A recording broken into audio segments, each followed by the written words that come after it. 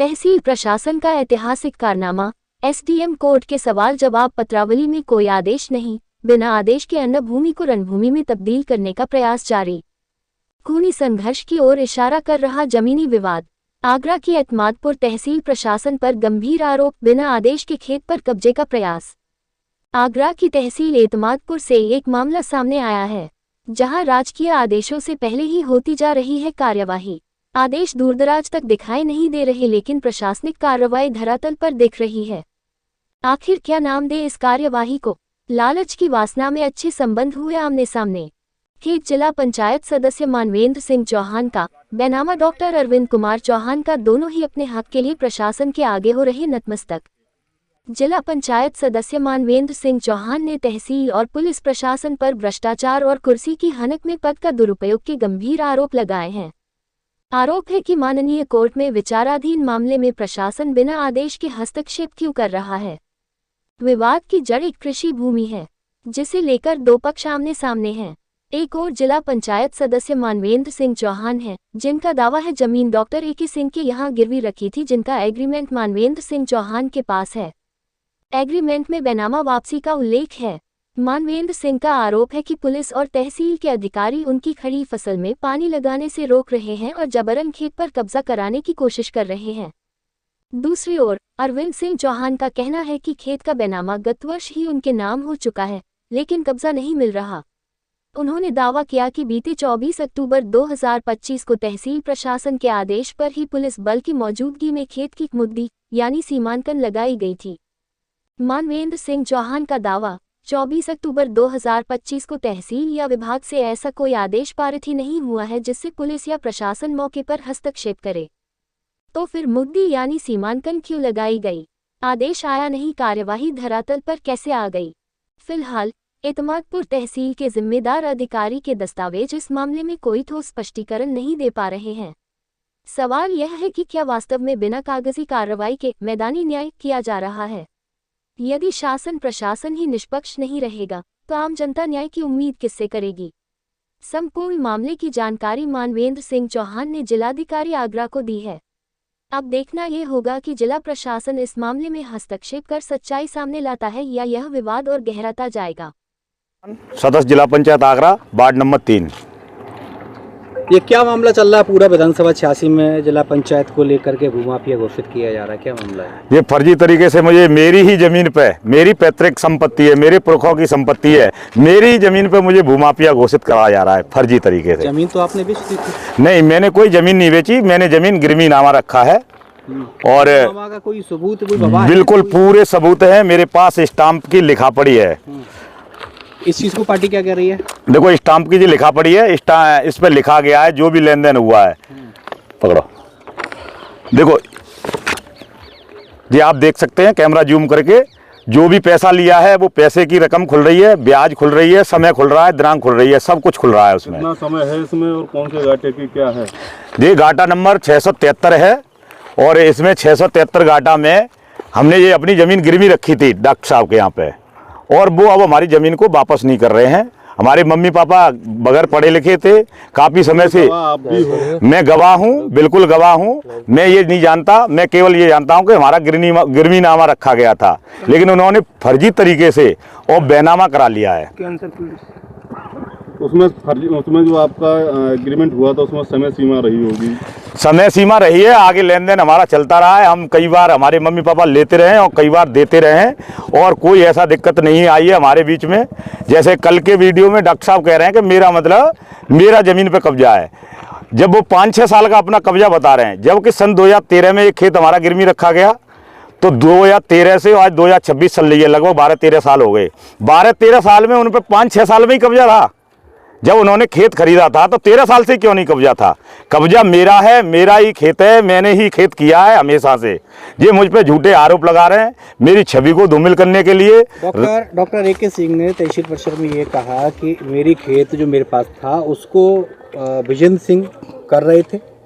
विजेंद्र सिंह हमारे लेन देन में पूरे मामले में बीच में हैं, बिल्कुल सही बात है, वो हमारे बीच में पूरे गवाह हैं। लेकिन ये पूरा मामला अब यहीं से बिगड़ता है कि विजेंद्र सिंह के भतीजे ने ठाकुर जी देवालय से, चावली ठाकुर जी देवालय से मंदिर में चोरी करी।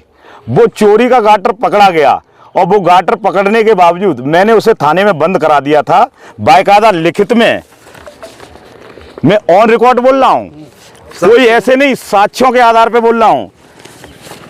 ऑन चलिए आगे बोलिए, वो देख लेंगे, विजुअल में ले लेंगे उसे। एक मिनट, अरे यार मैंने तहरीर दी थी बाकायदा।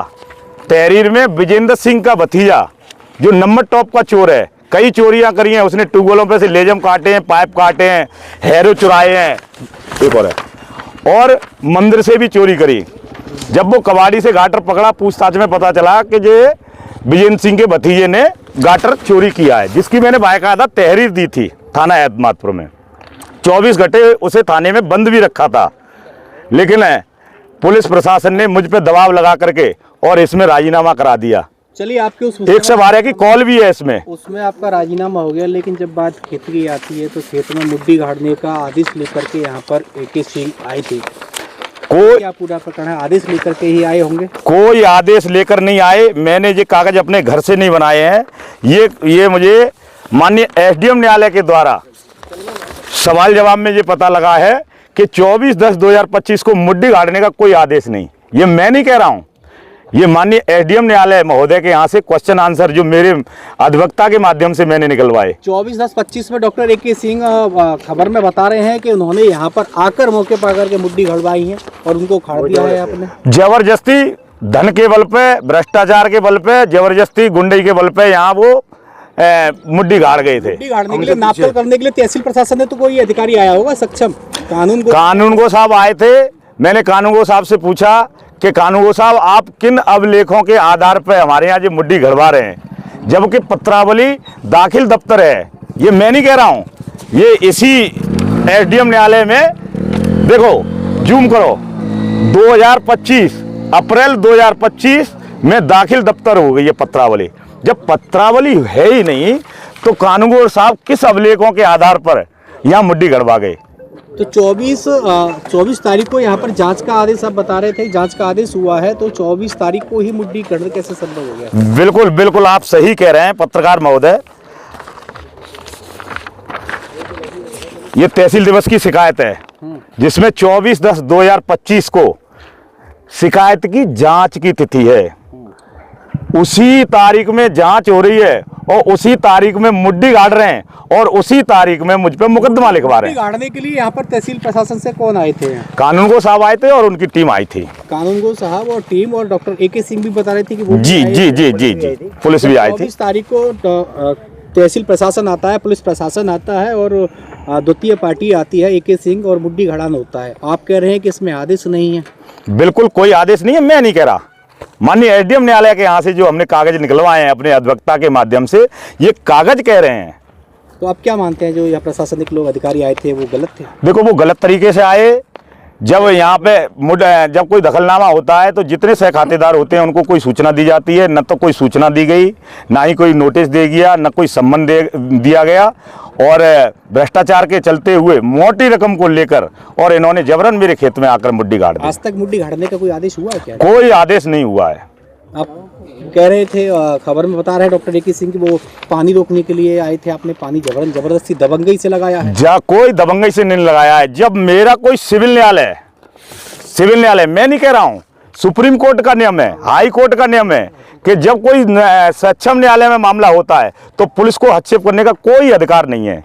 फिर भी पुलिस जबरन तरीके से, मैं और मेरे परिवार के लोग दिन में से पानी लगा रहे थे, पूरे दिन पुलिस नहीं आती है, लेकिन जैसे ही रात का अंधेरा होता है पुलिस आ जाती है और हम लोगों को यहाँ धमकाती है, हमें जेल में भेजने की धमकी देती है और गुंडा एक्ट लगाने की धमकी देती है हमें। इसका मतलब सरकार भी आपकी है, सत्ता भी आपकी है, सांसद भी आपका, विधायक भी आपका, जिला पंचायत सदस्य भी आपके, जिला पंचायत अध्यक्ष भी आपका, और धमकी भी आपको। आम जनमानस का क्या हाल होगा सर?